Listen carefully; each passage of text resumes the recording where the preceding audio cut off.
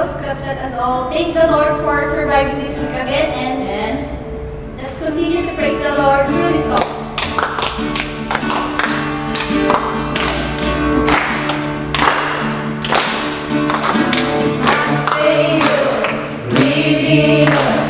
Look to me from the mighty clay, Almighty, forever. I will never be the same as you can hear from the everlasting to the world we live. The Father's only Son. You live, you die, you rose again on high.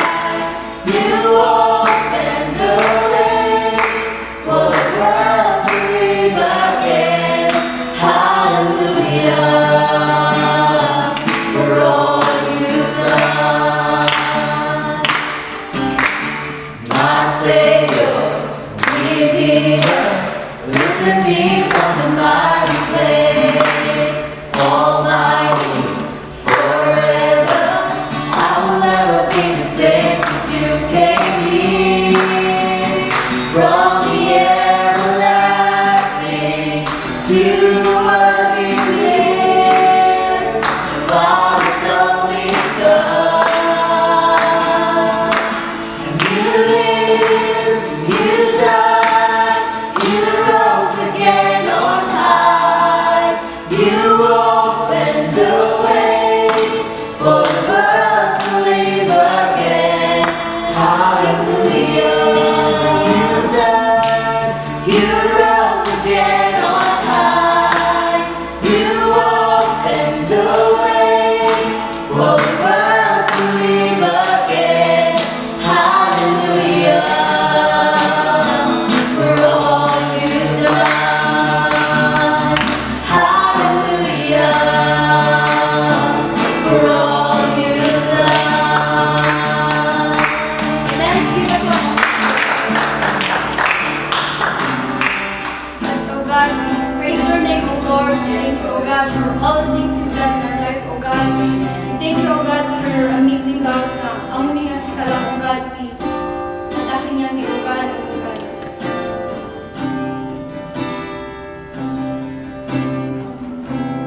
I'm forgiven because you are forsaken. I'm accepted. You were condemned. I'm alive and well. Your spirit is within me because you died and rose again. Amazing love, how can it be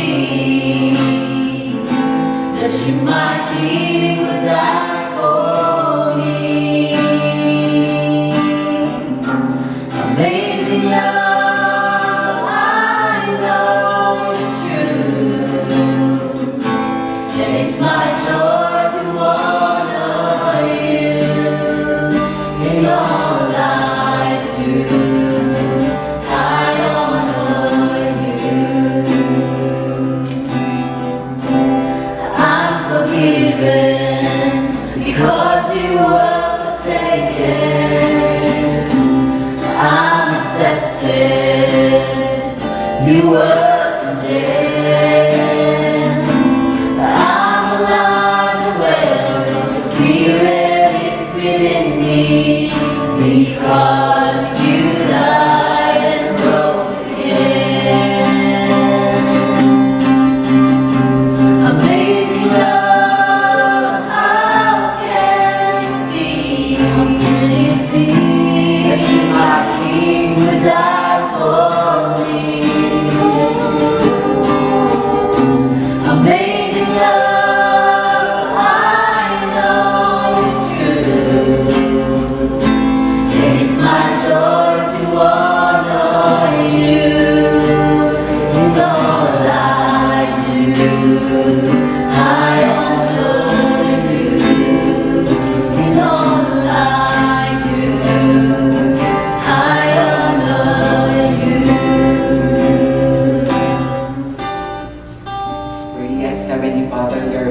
grateful for this time. And we are very thankful nga da kami manan nga dayang tinagan mo. And we're so blessed, oh God, nga at nagather kami manan so that we will learn and we will have bonding to one another. God, Lord, be with us for this time. Be with our sharing. I know, Lord, nga ado ti maadalan mi, ado ti may apply mi, ti panagbiag mi. God, Lord, continually be with our fellowship for this time. I know that you will be the center of our fellowship, and I know, Lord, that you are working in us, and let your Holy Spirit work and move in us, oh God. And we thank you and we trust you everything. Our activity is always, Lord, in your name. Amen. Naimbag nga Rabi dito magalmay sa karatayo, and tonight in our fellowship we will be learning and reflecting from God's Word through Ecclesiastes chapter 5. So share your thoughts, 1, 2, or 3 items that God has reminded you tonight. So we will start with Michiko. Two most striking verses is one is verse 2. This is from Good News Translation. Think before you speak and don't make any rash promises to God. He is in heaven and you are on earth, so don't say any more than you have to. I think this reminds me of not just promises. It's the commitment that we have. It's our commitment to God. So part of it is how is your devotion, how is your prayer time, how is your walk with God. How is your faith? So it's a reminder for me and a challenge na hindi pwedeng, okay Lord, magde-devotion ako, tapos mamaya hindi ko din pala ginawa. So, yan. It's not good. And then for the next verse, verse 20, since God has allowed us to be happy, we will not worry too much about how short life is. I think this pandemic has made us think that life is short. Tapos yung iba sa atin, parang we fear na, Lord, wait lang ha, huwag ka mo nang magsa-second coming, Lord Jesus ha, kasi wait lang, hindi ko pa na-enjoy, parang ganon. But, parang but, it's a reminder nga, even if life is short, we still can be happy, we can still enjoy. But this is not the happiness that comes from wealth or anything else. It's true happiness or true joy that only comes from God. So, ayun, kahit pati sa mga taong may taning yung life nila, I mean, diba, it doesn't necessarily mean it's a depressive life or a very sad life. For some, there's a true joy that only comes from God. So, yeah. Okay, Shakmat ngayon EJ verse 3, ngam EJ 3a. The saying is true. Bad dreams come from too much worrying. So, kanya kat nangyari ngayon. At subsublingin man yung symptoms ko from like yung week, diyan na ka makaturog kasi before ka maturog, information are coming or diyan nangyari within the day. May kat makukam ngayon, mapanpanunod mo, tapos di ba dapat kasi ko mati nangyari, nasulbar ko maday ito eh. Kasi ngayon nga, as in nga tatangawit, ngayon kat na ornong tiban mo, ngayon kat tuloy ngayon kat kas na nga nasakit yung ulo, kasi feeling nga kasi tapos kas na ka nga makasursurwa, kasi so nga, sana kuan, malesen talaga jay too much worrying siguro or too much thinking jay information nga na-absorb mo within the day, so nga talaga nga it need to nga continually nga isik talaga ni God. Master karo ngay piman nga pay so ti devotion jag krarag kin jay jag basa ti sasauna kasi talagang it will help. Kasi dumangay kat piman kat gapos ti bannog ngay kat malipata mon pati ag kararag. Tegor di ba jay past nga fellowship tayo ngay kat jay or jay past nga stories tayo nga jay nag-ida ka kat or nagtugaw ka ag kararag ka tapos naiturugan ka kat kabigatan kat nag-iminak ba? Parang gano'n. And then jay second verse ngay kat mas kahit kung nga ito actually when jay verse 20 mat lang nga such people do not worry much about how short life is. This is because God keeps them busy with the things they love to do. Kasi lang kahit kumat lang lately, kasi lang nga, Lord, sana naman ma-divert mo't kumatikas to eh. Nga, siguro not only on the work nga dapat nga ma-enjoy ko, but the ministry ko mamot lang nga ma-enjoy mo. Nun, at least nga you will be growing there. At least nga God keeps you busy nga aramidam di ay Tapos hamungay nga kwan, hamumalmalayan nga ti life nga kat short. So mas kahit ko lagi sana it's my prayer nga kastoy ti mangyari. Tapnon I will not think anak kay nga as in nga ma-over ti panag-worry or jay di agpanpanot overthink. Kanyak kat jay 5 verse 2 kan 5 verse 6 agkakunag na ngay kami. Jay 2, do not be quick with your mouth, do not be hasty in your heart to utter anything before God. God is in heaven and you are on earth, so let your words be few. Siguruhan nga literal nga kanyanayon nga jay words mo kat few nga siguro ti naawatak dito kat dapat ti rumrumar tingiwa tayo kat nagapukon ni God ta we cannot trust our own words. Iso nga dapat everyday po mati devotion kasi mapakpakan mo lang jay minds and utak tayo ti word ni God. And then it lang connected jay 5 verse 6, do not let your mouth lead you into sin. And do not protest to the temple messenger. Medyo ako gets the second part naman, the first part na tinako. Do not let your mouth lead you into sin, which is connected with the 5 verse. So, kinyak na ikat dito verse 5, it is better not to make a vow than to make one and not fulfill it. So, tuluyak lang diyay, it is better mat lang to think twice or more santo tayo ag-promise tap no ma-sure tayo no niya dagizay po promise tayo karakar kay ni Apollos. So, and connected mat lang ito yung verse 7 kuna na that much dreaming and many words are meaningless. So, in reality, ikat kasi diba ti mga mangyari, nag-ado ti kaya tayo mga aramidan, nag-ado ti ikarakari tayo nga, nagizay goals tayo or nagizay New Year's resolution tayo, kat no mag-reflect tayo at the end of the year, ikat kalamay sapay, ikat kalamay tayo mga naaramid. So, metlata nga, italak tayo kini Apollos, nagizay goals and promises tayo takno, ma-sure nga ma-fulfill nagizay. And one more thing, promises are meant to be fulfilled and not to be broken. Hashtag.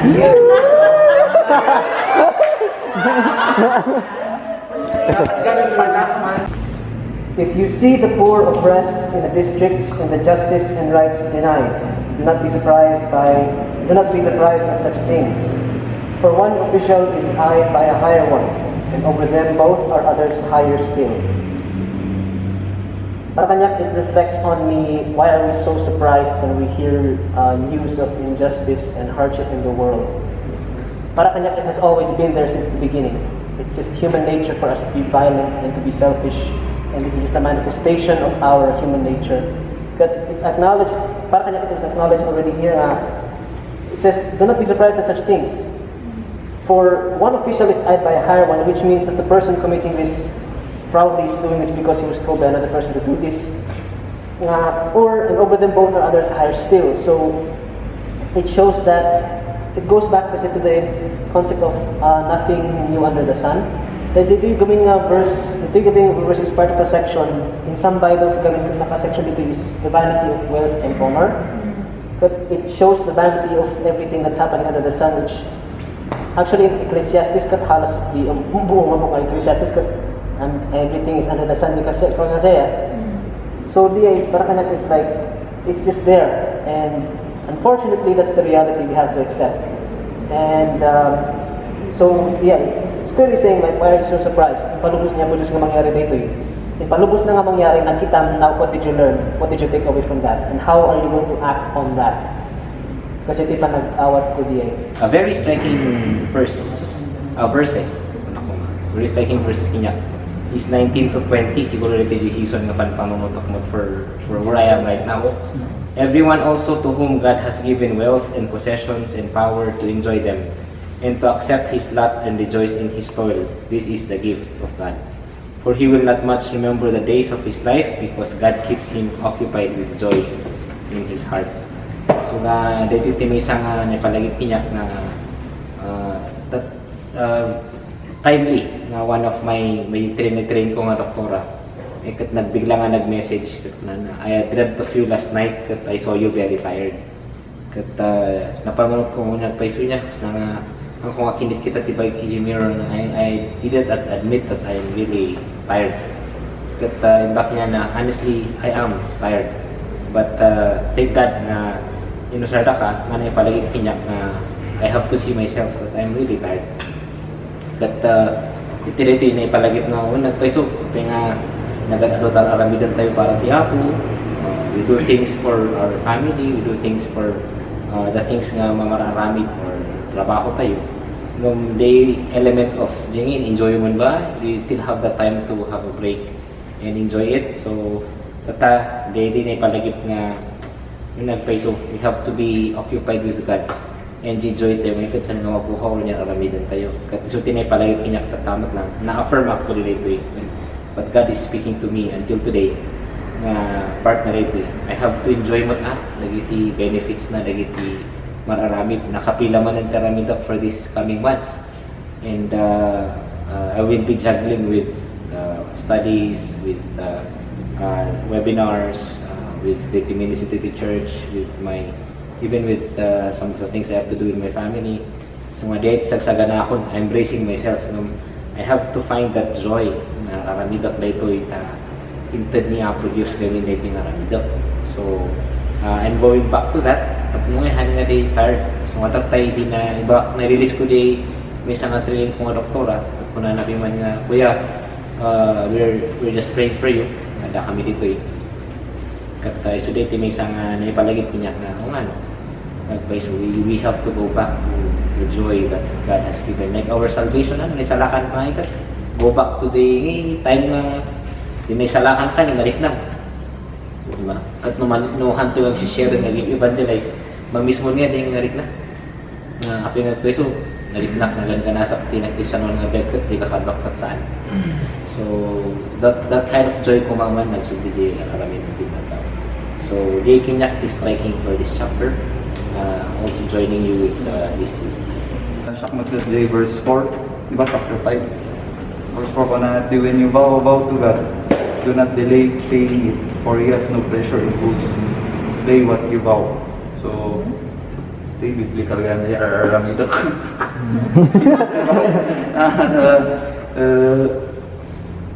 Ito nga talaga ti makita nga pa. Let's be faithful ko, promises tayo. Dan Lord pati promises na ikaw ko, rami din naman. So, dahil lang niya, hindi may sangat di verse 2 mat lang. Ito na ito version na nabasa, be not rushed with your mouth, nor let your heart be hasty to utter a word before God. For God is in heaven and you are on earth, therefore let your words be few. Just ko na ni verses natin nga, anak na literal nga few, maybe we can choose the right words siguro nga pa. Right words.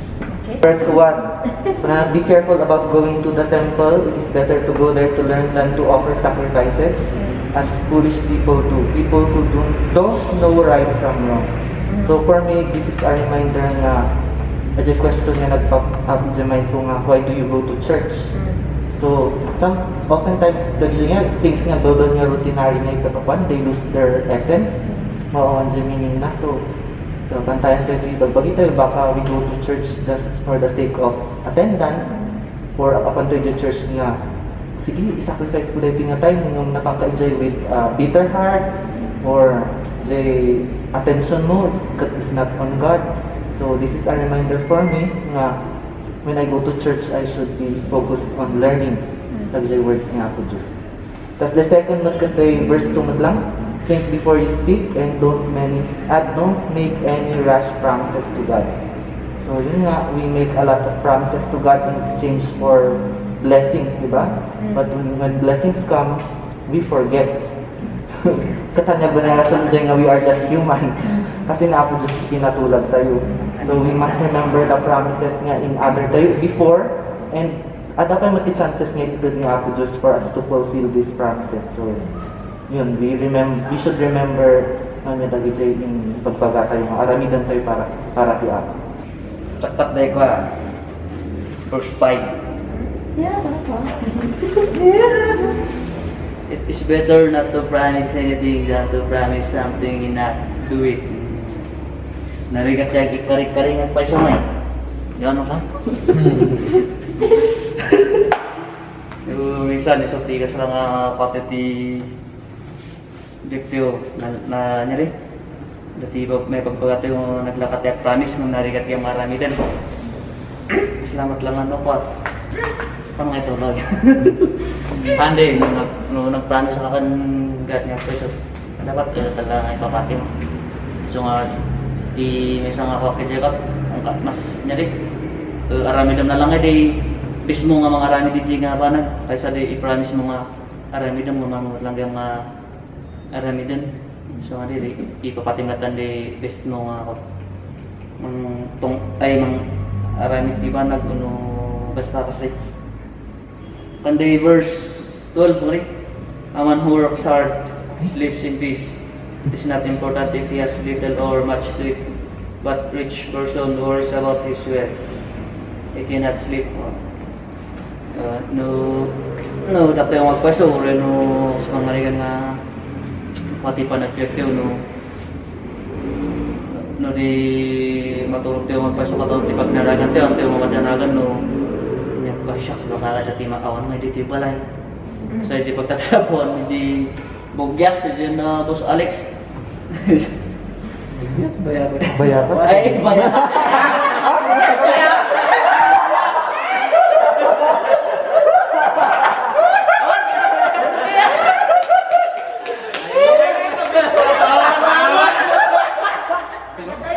Sino ka na? Oh, di ka tuloy.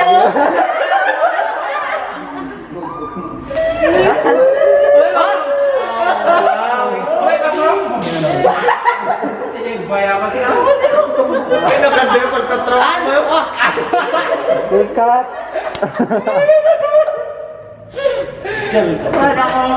Ade, pagkatrabaho mo yung magpasokot ko. For me nga ti CCTV gawin. Kan kita midero ang adong ti padlak. Kinkinan siya kami kundang kal nga ay ito di pagbaga di Biblia nga. Ka nga makaturog ka puti danag mo lang ti ususar mo sa mga narigat yung ti kwabak ng unay. Dapat lang ti pagdanagan man. Ka nga makaturog ti gusto ti kapi sa mga mas may mete pa nga. Dati yung matao ka mas makontento tayo di adante kaysa di madandanagan tayo tumat lang no adu kuno dadi your no agbareta ka badanagan kamat lang gamit yung pagyanan ka ko kano niya ti mangyari mat lang kanyam siyempre no mo daw nga baknang kakat wala na may taning na ang buhay mo mas jay isa di ko kalang ijibat ni muteo ko mga makontento na niya ti ada kanya ti kasi di ada tidanag dahil lang the title na what world cannot buy happiness o di ba jay mga maganda 10 study di 10 to 17 kung nag-isda ka na kay Kut J ko di may sabi 10 the person who loves money will never have all the money he wants. The person who loves wealth will not be satisfied when it gets it. This is also useless. Sanay nga din bagabarat lang ni Marong Jong ko. Hindi sulat first this is this one na wala nyo trabaho ka nung na-corner nung ka tapos nagsakit kamat lang pas lakad-lakad mo lang hindi pang maintenance mo kaya pibiyamot day guys nagtrabaho ka oray nainot ng naiwanan mo tibagin maganas mo pa hindi nagpurdiya kasi Dagdag lang din kung Muslim lang verse 12. A man who works hard sleeps in peace. It is not important if he has little or much to eat, but a rich person worries about his wealth, he cannot sleep. Yan. Pero pa, nawatan tayo matiyate. Wealth cannot buy happiness. Hindi lang. Pero, medyo, Degor, ang nga importante no ado or basit man di pangay. Basta kindi nasayat mga nagtrabaho sige. Naragsak di puso nga nagtrabaho niya diyan. Bak nang ka DJ. So kasi lang yun. Ali Rizal, teacher Ali.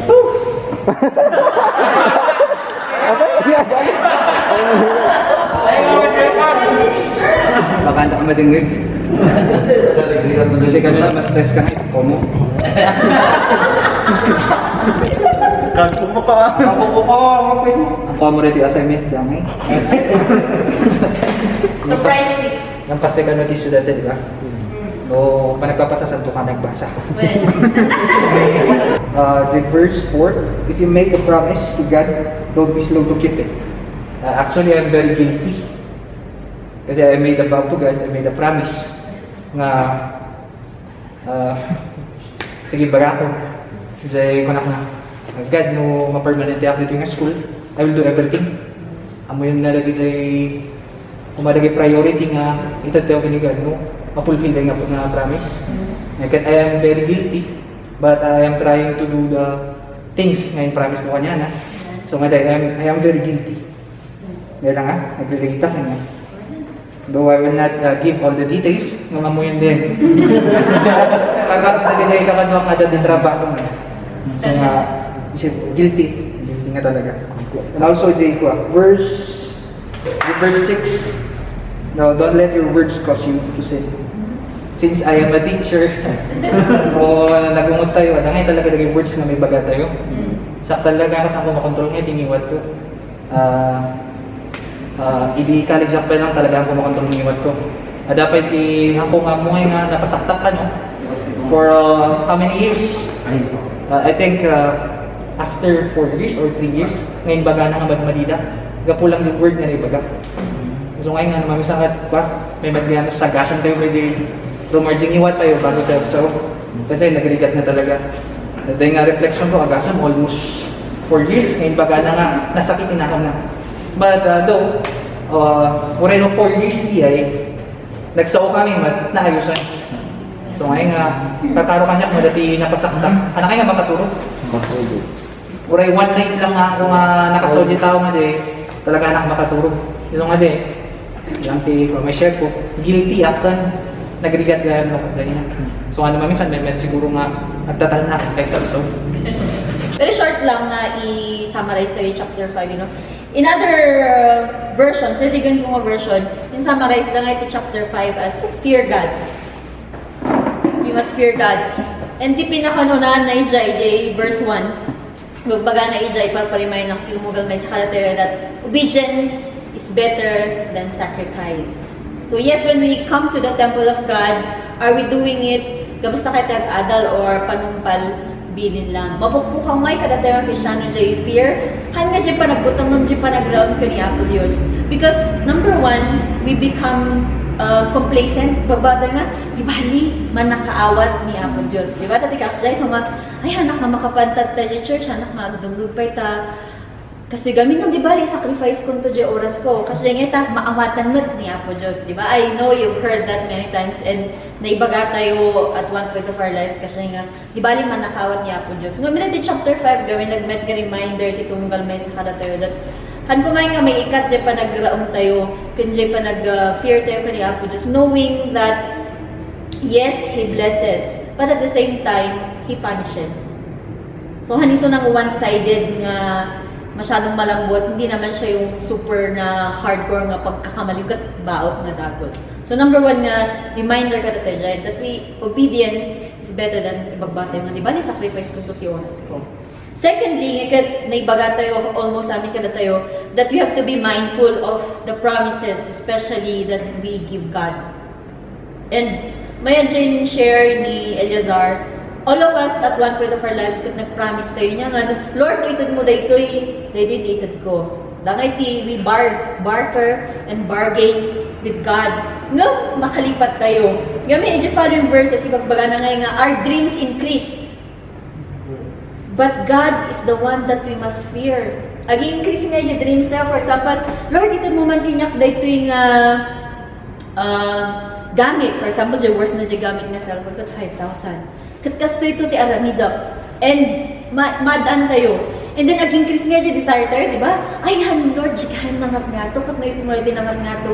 Kastoy, our dreams increase, but iti pa nag-increase ti dreams tayo, maliplipatan tayo nga, iti pa nag-raam tayo ko ni Apo Diyos.